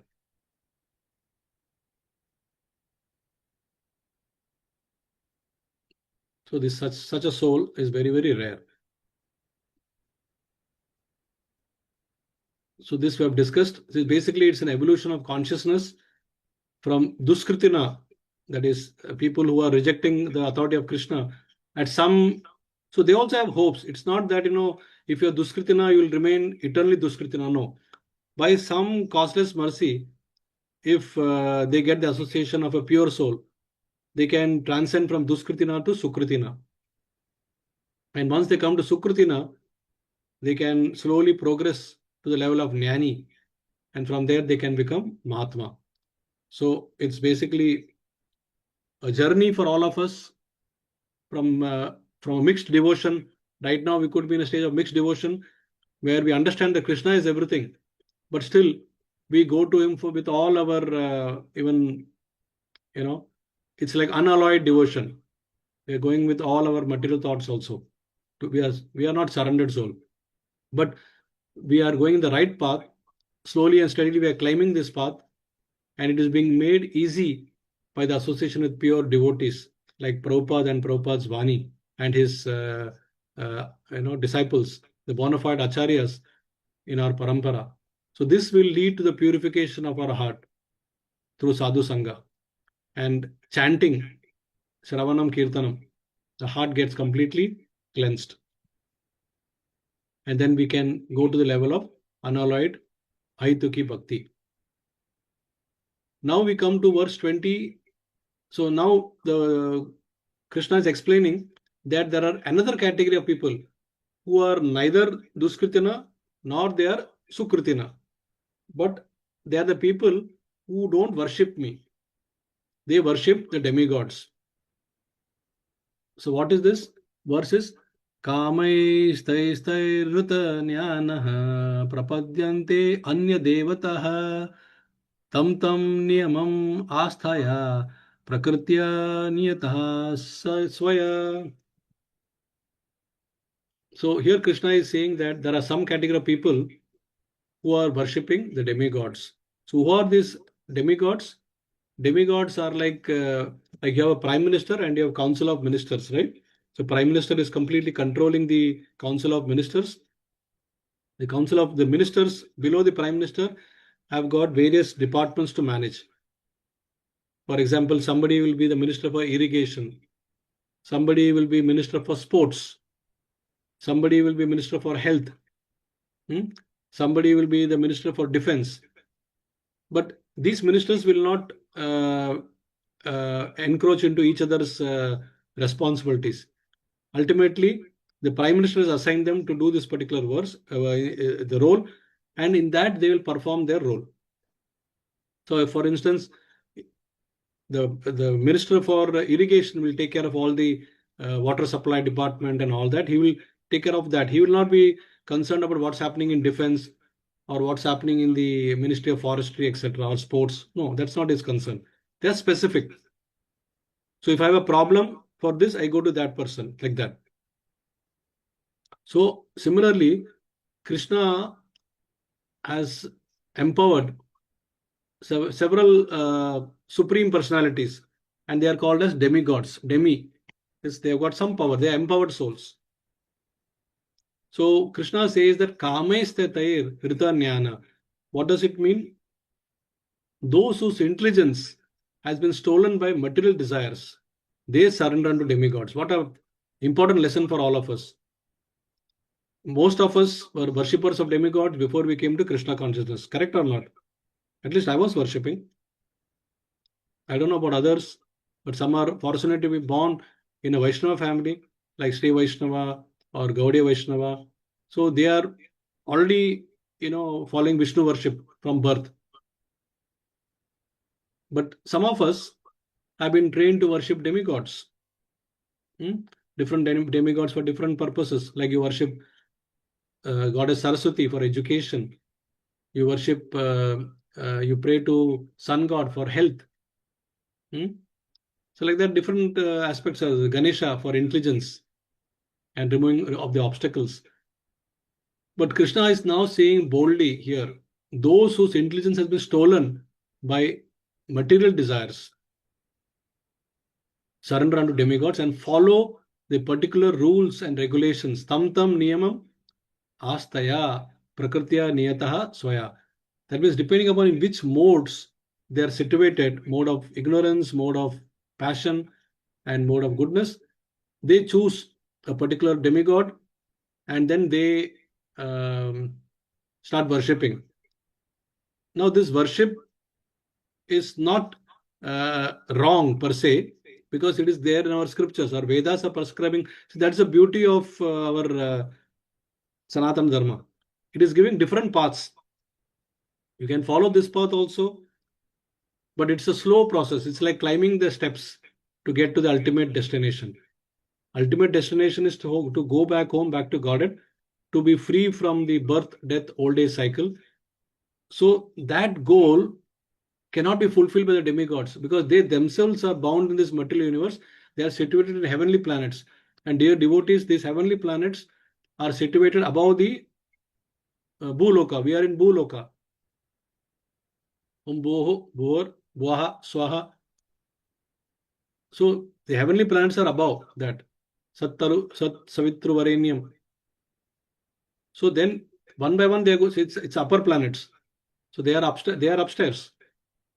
But they are all in this material universe only. So when there is a final pralaya or annihilation, all the planets gets destroyed, all, including the planets of demigods. But they have got a bigger lifespan compared to we humans. Much bigger lifespan. Much bigger lifespan. You can't even think. In fact, our 6 months is equivalent to their 1 day, and our next 6 months of the year is their 1 night. So you can see our entire year is their cycle of a day and night. That is their lifespan. So like that, they live for 100 celestial years. So it is mind-boggling, isn't it? But yet, so they will be able to give us the benediction of what we need because they are empowered for that. You pray to Goddess Saraswati for education, you will get good education. But that is not the ultimate goal of human life. And similarly, every demigod worship may have certain rules and regulations. So Krishna says that they follow that according to their relevant nature. Niyata Swaya, their own nature. And then they worship. Nemam Astaya. They do that also. So they're guided and compelled to do that. So people, in general, to be understood, people who want a lavish material life, very opulent life, they're either situated in the mode of goodness, passion, or even ignorance. They worship demigods. But their knowledge or intelligence has been stolen by these material desires. These material desires are overriding their ultimate goal. And in fact, some of these materialist people might be even meat eaters. That's also approved. Like somebody might be in the lower modes, meat eating is approved. Like they may offer meat to Kali, goddess Kali, and then they may eat the mamsa. That is approved. Similarly, offering bhang to Lord Shiva is also approved. It's also allowed. So there is something called as concession. There is something called as recommendation, and there is something called as instruction. Concession is something that, okay, you cannot do that. Okay, do this at least. At least you'll begin your devotional instead of being completely, non-devotional. Somewhere you start. So then there are some recommendations. You do this, the karma kandis. They follow certain regulations. You do that, and so on. There are some instructions to do this, to do that. So Prabhupada is very clear. He says that when people say that all gods are one, it is not correct statement. All gods are not one. Here clearly you can see that there's a difference. And Krishna has created this. It's Krishna's, Lord Krishna's own statement. He's differentiating here clearly in this particular verse. He says there are different gods. Suppose if all of them are one, then there can be, they should all compete with the Supreme Lord, no? And not amongst one another Devtas. Why there are so many Devtas then? So each one has got certain role, and they are like council of ministers, and there's a supreme prime minister, and that supreme is Krishna. So this is our problem. We are voluntarily choosing to detour. Our goal is straight ahead, and because our knowledge, our intelligence has been stolen by, we see low hanging fruits and we get attracted. Oh, let me go here, and then we detour. And then our path becomes longer and longer. We have to take several more lifetime to again come back to the main road. That is the problem. That's our flaw. So what Krishna says here, this is actually a statement from Bhagavatam. He says that Bhagavatam 4th canto. He says, Yata taror moola nischanena tripyanti tatskanda bujo pashakaha prano paracha sayatendriyanam tateva sarvaharanamachyutejya. That means, as this is the tree analogy, the tree has got roots, the tree has got nice flowers, I mean, it's got branches, sub branches, twigs, and then there are finally flowers. So for this tree to grow well, an intelligent person will, where will he pour water? He will pour water to the roots. Moola. Taror moola means the root of the tree. When you pour water in the roots, the entire tree gets nourishment, isn't it? On the other hand, if I start watering each and every leaf and branches and twigs, is it considered to be intelligence or is it foolishness? It is foolishness, dear devotees. Is it not? So similarly, worshipping demigods is considered to be like that. See, if you are feeling hungry, you will feed your stomach. Automatically, the remaining parts of your body, like hands and limbs, will get nourishment. There is no way separately you need to give nourishment to your fingers and your hands and legs. That's not the right way. That's what it says. So two analogies are given here in the Bhagavatam verse. Yata taror moola nischenena tripyanti tatskanda. That means when you water the roots, automatically skanda and bhujo upashaka. That means the branches and the sub branches, they get nourishment. And similarly, another analogy given is prano upacharaha sa yatendriyanan. Automatically, when you give nourishment to your stomach, tateva sarvaham achyuteja. That means all your senses, yatendriya, will get satisfied.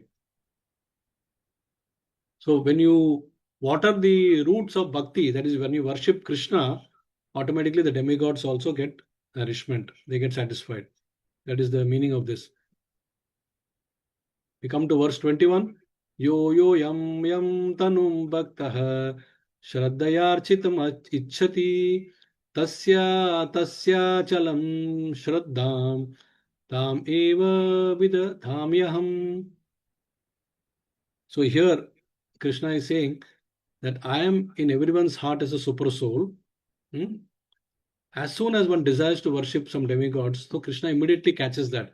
So that if that heart says that I have to worship this particular deity of demigods, Krishna is sitting as Paramatma in our heart. He immediately catches that. Then what he says, I make his faith steady so that he can devote himself to that particular deity. So he doesn't come in our way. Shraddha architum ichchati.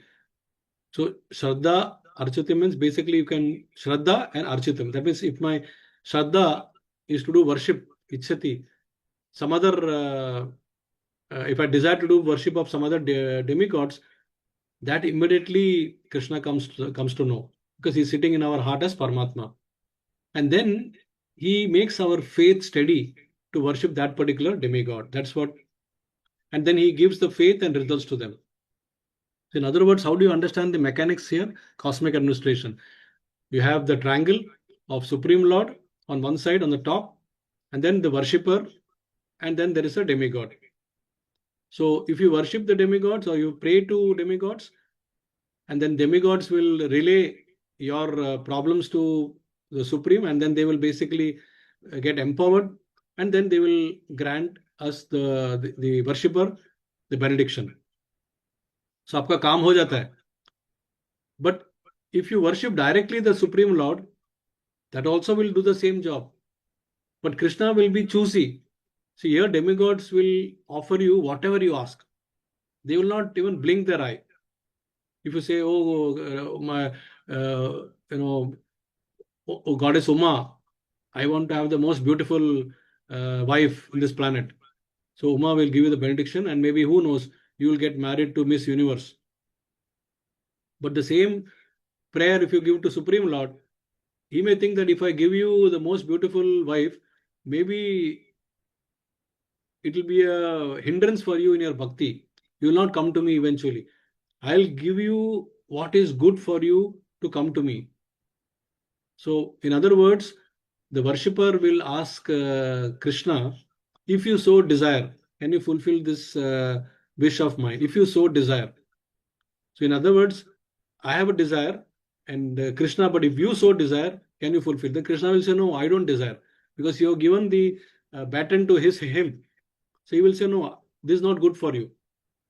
So that's why sometimes we find that our desires are not fulfilled. That's a good sign if it is coming to a worshipper of Krishna. But the same worshipper, if he's asking for that same desire with demigod, the demigod cannot reject. For example, if somebody prays to Lord Shiva, Shiva is known to be Ashutosh. Ashutosh is somebody who gets easily pleased. And he will immediately bestow it. Somebody who prays to Brahma, he will immediately be pleased and he will bestow. Hiranyakashipu prayed to Brahma. I want to be the most powerful person. I should not be defeated by anybody, any human being or animal in this planet. I should not be killed by any weapons. I should not be killed in the day. I should not be killed in the night. I should not be killed in water. I should not be killed in, on land. All those things he prayed, and Tathastu, Brahma gave him, everything. Similarly, Ravana was a Shiv Bhakta. He prayed for all his strength and power. That's why they say that he had the power of 10 Dasharath. He could conquer the 10 different places, regions, 10 directions. Ravana was very powerful. So the point here is that when you worship demigods, you get all that. But what is the problem is that it's all basically not good in the long run. Because it is coming through Krishna only. It is not intelligent proposal. So Krishna here says that, reiterates in verse 22. He says, Sa taya shraddaya yuktas tasyaradhanam ahite labate cha tatah kaman mayeva vihitan hitan. What is the meaning of that? He says, endowed with such faith, he endeavors to worship a particular demigod and obtains his desires. That means such a worshipper gets what he wants by worshipping the demigods, but in actuality, these benefits are bestowed by me alone. So this is very clear. The demigods are also dependent upon Krishna only. They are not independent. Whereas Krishna is completely independent. Aham sarvasya prabhavo mata sarvam pravartate. I am the source of everything, material and spiritual.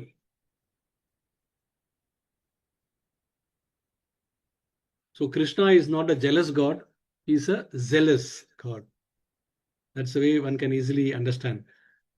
Krishna is not telling you, don't go to this God or that God. He is not stopping you. He's not stopping us. But he's cautioning us. He's cautioning us. So that is the importance we understand when you worship the Lord. Finally, we come to the last verse of the day. It is verse 23. This is really hitting the nail on the head. Because here Krishna says that whatever you get from the demigods are perishable, because the demigods themselves have a lifespan. So hence they are temporary and it is not intelligent proposal. Antavatfu tu phalam tesham tad bhavati alpamedasham devan deva yajo yanti madbhakta yanti mam api. What does it mean? Men of small intelligence, alpamedasam, worship the demigods and their fruits are limited. Antavattu phalam tesham. The fruits are limited, the phalam is limited and temporary. It has got an end. Deva and Devo Yajoyanti. Those who worship demigods go to their planets. But the person who worships me, Mad Bhakta Yanti Mamapi. But my devotees ultimately reach my supreme planets. See, Krishna is giving us a direct guarantee. What more we want? We are hearing from the lotus mouth of the Creator himself. He says, you can still go to them. You will get all the results, but they're temporary. So it's not an intelligent proposals. Because demigods are parts and parcels of the Lord. So the intelligent person should know that. And therefore, we should refrain from going to. You can respect demigods. See, we now here, we have to clearly understand a Krishna Bhakta will not show disrespect to demigods. No. Because they are, after all, superior beings. They are at a higher level compared to human beings. So, if you are passing by and there's a demigod temple, do pray. But what you will pray? You will pray that, oh Lord Ganesha, oh Lord Shivji, oh Lord Brahmaji, whatever. Please give me bhakti so that I'm able to serve my Ishtadev, Lord Krishna, to his satisfaction. That is the prayer. And then demigods also will pray for you in that. So that is the advantage. That is what Krishna is saying here. Okay. So in summarizing this particular verse of 23, worship of demigods is alpamedasam. It is driven by material desires, kama, and the result is temporary, perishable, and the destination is the demigod's planet. Yanti deva vrta devan pitrin yanti pitra vrataha. That is for demigods worshippers, they'll go to demigods. And if you worship your forefathers, you'll go to the planets of forefathers. Bhutani yanti bhuteja. If you worship ghosts, you'll go to ghost planets. But Krishna says, yanti mad yajino apimam. So the one who worships Krishna is Mad Bhakta, my devotees. He is driven only by bhakti, and that bhakti is nothing but pure love to Krishna, unconditional, unmotivated, avyayam. So that result which you get is permanent, anutam. Complete worship is pure, and the destination is Goloka. That is where our train is heading. As a family, we want to go into that highest destination, which is above all these material universe planets. All these planets, dear devotees, whatever we are seeing floating above Earth planets, they all look very opulent. They have a long lifespan compared to us, but they will all be perished when the annihilation comes. Whereas Krishna says, that supreme abode of mine is not illumined by sun or moon, nor by fire. Those who reach there never return to this material world. Yat katvana nivartante. That is Taddhama Paramam Mama. So therefore, there's a 3-point formula we should adopt. You have to choose the eternal by recognizing what is your material desires which is fracturing your focus. Just recognize that. Identify it. And once you identify, apply the intelligence of Gajendra to pray only to Supreme Lord at all times. And third is, water the root, that is Taror Mula of the tree, through pure devotional service, association of devotees. And this will clearly help us, because the scriptures are telling us that Krishna is clearly saying is Maya Dakshina Prakriti Suyate Characharam. That means he is ultimately everything is under his control. He is the original seed giving father. Ham Bija Pradapita, Sarva Yonashi Kontaya, Ham Sarvasya Prabhavo, Mata Sarvam Pravartate. iti matva bhajante mam bhuta bhava samanmita. So we knowing that, why we cannot surrender to him? Matta parataram nyanyat. We learned this already in the seventh chapter, seventh verse. Kinchid asti dhananjaya. So already he's saying there's none equal or superior to me. So all pointers Krishna has given us. So therefore, there is no reason why we should not surrender him with all our hearts. So for us, in the practical application, Krishna has come in the form of Chaitanya Mahaprabhu and further reiterated to pick all us, all of us from this very horrible situation. And we are like, going down and down like a quicksand in Kali Yuga, and he is giving the helping hand. Krishna Varnam, Trisha, Krishna Varnam, Tusha Krishnam, Sango Pangastra, Parshadam. He is come with all his associates, all his Sangha. Yagne Sankirtana prior, Jajanti he Sumedesha. So this intelligent people in Kali Yuga, they will do Yagne Sankirtana prior, Jajanti. They'll worship the Supreme Lord in the form of worshipping his holy name. Hare Krishna, Krishna Krishna, Hare Hare, Hare Rama, Rama Rama, Hare Hare. And then they become very, very rare Mahatmas. They'll go back home, back to Godhead, because surrendering, nourishes. So surrendering means hearing and chanting enters our heart from the ears. It creates a natural likening towards the Lord. We surrender even more, and that increased surrender creates detachment to the material world.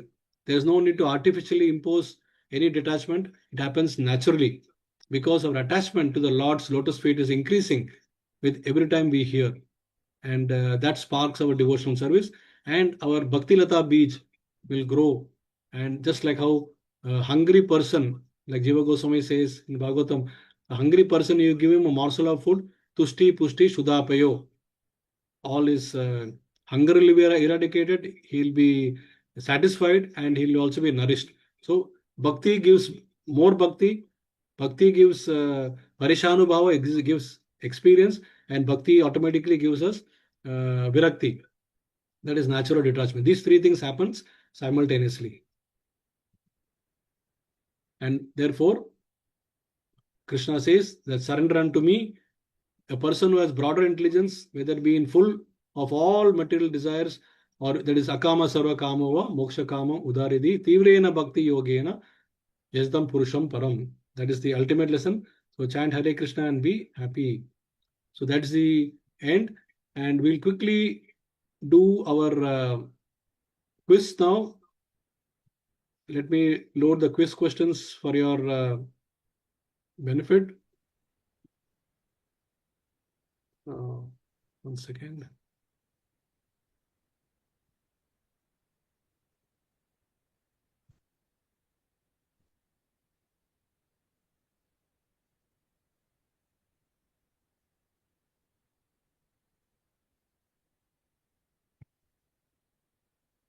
Okay. Our usual rules apply. Correct questions get 50 brownie points. Wrong question gets minus 50 points. So the first question comes up on your screen.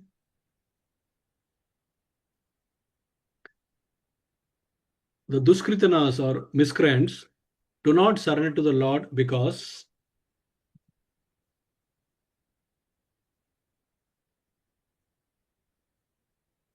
they are foolish, they are lowest among mankind. Just one second. They are atheists by nature. Their knowledge is stolen by Maya. All of the above. Yes, who wants to answer it? Yes, Ramesh. Ramesh has Yes. raised hands. Yes, please go ahead, Ramesh. Hare Krishna. Hare Krishna. Please don't put it on the chat, Sumati. Yeah. The answer should be through raise of hands, and then it has to be only that will be counted. No, nothing should be put on the chat. Yes, Ramesh, go ahead. B for Bangalore. B for Bangalore. That is, they are lowest among mankind, correct? Yes, Prabhuji. Okay, let us see what is the answer. The correct answer is E, because in that verse, Krishna says that Muda, these people do not surrender. Naradama, lowest among mankind. Then Asuri Bhav, atheist. And Maya, Maya Jnana Apartha, that is, knowledge is stolen by Maya. So all of them are applicable. So therefore, Ramesh, the correct answer should have been all of the above. Okay? The correct answer should In have been fact, Sumati has got it right because Sumati Mataji has put it in the chat as E. We can't consider that, unfortunately, Sumati Mataji. Next time, what you can do is you can raise your hand and then we'll give her a chance to answer. Okay? Well done, but better luck next time. Yes. So now let's go to the next question.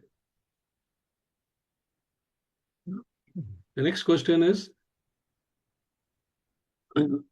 Sukritinas render devotional service unto Krishna because they may have health or family problems. They may want to become rich. They may want to seek answers for their queries. They want to know the greatness of Krishna. None of the above. And there's one more, all of the above. So Abhijit has raised. Who else has raised? Only Abhijit. Only Abhijit. Yes, Sumati also has raised. Sumati Yes. Mataji, so maybe we'll give her a chance this time because she took courage to answer the earlier Correct. one and she missed the Yes. opportunity. So now we'll give her a chance. Yes, Sumati Mataji, you can go ahead. Yeah, it's F. It's echo coming. Did you say F? Yeah. Okay. Let us see what the answer is. It indeed is F. Very good. Fantastic. 50 points. Fantastic. Very good. Keep it up. Because as we know, Chaturvida Bhajante Mam Jnana. So Bhajante Mam Jnana Sukritun Arjuna. Artho means family, any problems. So I've just given an example of health family problems. Jigyasu, they want to seek answers to the queries. Artha, they want to have wealth, the rich. And then also Jnani. Jnani wants to know the greatness of Krishna. So all of the above is the right answer. Then we go to the third question. Abhijit, you must hold on because he had raised the hand first. So Who? try and make it up now. Abhijit. Huh? Yes. Okay. Prabhu, there's an echo coming from your side. My side. Now it is gone. Now it is gone. I think somebody else's mic was probably on. The echo was gone. Yeah. Now it is gone. Okay. Now third question. Prabhu has raised his hand even before you show the answer. Who? Krishna Mohan Prabhu. And Srinidhi. Oh. Okay. Let us see now who all are raising. Out of the 4 Sukritinas, Krishna is more close to distressed, inquisitive, seeker of wealth, seeker of knowledge, none of the above. Yes. So whom should we give a chance now? If you go strictly by who raised it first, it goes to Krishna Mohan. Okay. Srinidhi was very close behind. And Saptadeep also raised. So we'll Okay. give it to Krishna Mohan Prabhu this time. So should we give it to Krishna Mohan Prabhu then? Yes. Yes, Krishna Mohan Prabhu, please come on the video and give us your darshan also. Sorry, can't open my video right now because Okay. there is some. Okay. But the What is the answer answer? is B. B. D. B. B. For Inquisitive. Delhi. Yes. Inquisitive. B. Okay. Out of the 4 Sukritas, Krishna is more close to distress. Okay. You're saying inquisitive, right? B. B. Let us see. Are sure? Shall I lock it? B. B. B. B for Bombay. B for Balram. Bombay. Yes. Okay. Jigyasu. Okay. Let us see the correct answer. The correct answer is D. D for No. seeker of knowledge. That is Jnani. Because what does Krishna say? Chaturbhuja bhajante mam jnana sukritano Arjuna. So he's basically, no, not, see, in the next verse, he says that I am Next more verse. close to the jnani than to, so he says all the four category are magnanimous, but I am more close to the jnani. He says that very clearly. I was thinking about Jigyasu. No. Jigyasu are the people who are inquisitive to just know more. But jnanis are the people who are seekers of knowledge. Yes, And Prabhuji, Krishna yes. specifically says jnani. Yes, Prabhuji, got it. Okay? ठीक है. Got it. So now we'll go to the fourth question. Right. Now, after many births, Jnanavan surrenders to whom? Lord Shiva, Lord Brahma. This should be easy for everyone. Goddess Durga, Lord Ganesha, none of the above. Yes, whom should we give, Prabhu? I didn't see. Was it Srinidhi who raised first? All of them almost raised their hands together, but Abhijit had lost it in the earlier round, so we should give it to Abhijit. Okay. Yes, Abhijit, please go ahead. Prabhu, the answer is E, none of the above. E, none of the above, you said? Yes, Prabhu. Okay. Let us see what the answer is. Yes. The answer is indeed E. Good. Well done. Patient space. Yeah. Bhavanam Janmanam Ante Jnanavan Mam Prapadyate Vasudeva Sarmat Samatma Durlabha. So he's saying none of these actually, which is correct. Okay. So it should have been Krishna, but Krishna is not there in the multiple choice. So therefore, it is E. We go to the last question of the day. That is, people who worship demigods are considered less intelligent because demigods' benediction is temporary. Such a worship is also direct worship of Krishna only. Demigods give whatever the worshipper asks for. They are scared that Krishna might not approve their benediction. None of the above. Yes, did I see Krishna Mohan Prabhu raising his hand again? Yes. Okay. Only one hand. Sumati Mataji No, also has Sumati also raised. has raised. Okay, two hands, but Krishna Mohan Prabhu probably has a chance to redeem now. Yes, because he made a mistake in the earlier round. Yes. Yes, Krishna Mohan Prabhu. ये मौका आपका है. Chauka marna. B, Prabhuji, such a worship is a direct worship of Krishna. Matlab, people of worship demigods considered less intelligent because such a B is the matlab, such a worship is the also direct worship of the Krishna only. Matlab, और हाँ बोलिए. हाँ B है प्रभु जी B. Okay. B means such a worship is also direct worship of Krishna only. Are you sure? नहीं I am प्रभु जी थोड़ा सा समझने में confusion हो रहा है people. So आप क्वेश्चन पढ़िए. People who worship demigods are considered less intelligent because Less intelligent. हाँ. Less intelligent because नहीं ये आंसर नहीं है प्रभु जी. They are scared Krishna might be benediction. None of the above प्रभु जी इसमें तो फिर. None of the above. Yes Prabhu ji. Okay. Shall I lock it now? Yes Prabhu So ji. you change from B to E, ना? Yes प्रभु जी. Okay. और एक बार सोचना है क्या आपको?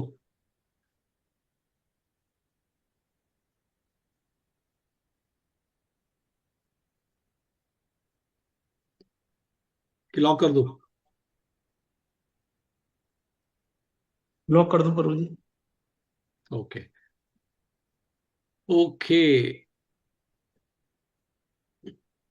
The correct answer is A. Because here we are asking why they're less intelligent, because they're worshipping something to ask, but they become less intelligent because what they get in return, benediction जो मिलता है ना, वो temporary nature का है. तो the second point B जो है, एक तो वो रूल्ड आउट है because it is not direct worship of Krishna, वो तो इनडायरेक्ट हाँ, वर्शिप हो direct गया worship कृष्णा होता का. सी गेट्स रूल्ड आउट बिकॉज उनको तो मिलता है, तो वो लेस इंटेलिजेंट कैसा होगा, तो इंटेलिजेंट होना चाहिए. एंड तो डी तो रूल्ड आउट है बिकॉज ये सवाल ही नहीं पैदा होता है कि they are scared that Krishna might not, Krishna तो अप्रूव करे. So A is what they get, but they are less intelligent because वो जो मिलता है वो टेम्पररी नेचर का होता है प्रभु, वो So we permanent got it. Nature का नहीं होता है. Got it, Prabhuji. समझ Sorry, गया ना? please, Prabhuji. Sorry Prabhu. Sorry, Prabhuji. हो सकता For है my the question understanding. was a bit tricky. I like to put tricky questions, पता नहीं क्यों, but if you think carefully answer मिल जाता है इसमें. Yes, Prabhuji. Yes, Prabhuji. थोड़ा वर्ड्स को प्ले करते हैं हम, लेकिन अदरवाइज ना everybody it will be very easy cake walk. I want to make it little bit, थोड़ा सोचेंगे तो आंसर आ जाता है ना? Yes, Prabhuji. Okay, never mind. What is important is you took the courage to participate in the session, and that is most important. हिम्मत है आपको participate किया, and hopefully in the next session you will make up for this. Okay, so now I'm giving this reflection point which I'll post in the group also, and this is the danger and distress in the material world often serves as the greatest catalyst for spiritual awakening, provided one is pious. So first of all, you have to say whether you agree to the statement or not.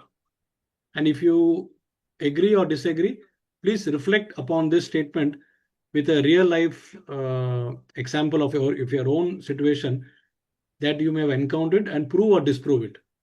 Okay. So this is the reflection question. I'll post it in the group, and hope the question is clear, right? इसमें कोई ambiguity तो नहीं है ना? Okay. Okay, so thank you all for participating, and sorry we went well over time, but that's the nature of, I think we covered 9 verses today actually. 9 verses till 23 we covered. So there was a lot of verses we covered, and we did that because the chapter is ending by next session. Otherwise it would have been one extra session only for 2 or 3 verses, which would be uncomfortable for either of us. So we divided that. So hopefully the next session we can cover and finish this chapter. Thank you all for joining in. And first of all, if I agreeing for this Sunday session, which was, some of you may not have liked it, that's why few people were supporting the Saturday timings only. But we are helpless because we wanted to accommodate and not interfere in Arjun Saka's channel, which we were using for our sessions also. Okay, so have a nice day, a good weekend today. Probably the weekend is over for you in India, and let's begin the next week with a complete immersing ourselves in bhakti, at the same time doing our duties in complete Krishna consciousness. Thank you everybody once again for participating. See you all next week. Probably it will be same channel and same time in the same channel. Okay. Hare Krishna. Vancha kalpatarubhyascha kripa sindhubheva patitanam pavanebhyo वैष्णवेभ्यो नमो नमः. अनंत कोटि वैष्णववृंद की जय. श्रील प्रभुपाद की जय. गुरुदेव की जय. थाय गौर प्रेमानंदे. हरि हरि बोल. हरे Krishna. Prabhuji, Hare Thank you Krishna. very much. Thank you so much, Prabhuji. Hare Krishna. Hare Krishna. Thank you, Prabhuji. Great, wonderful class. Thank you so much, Mataji. Thank you.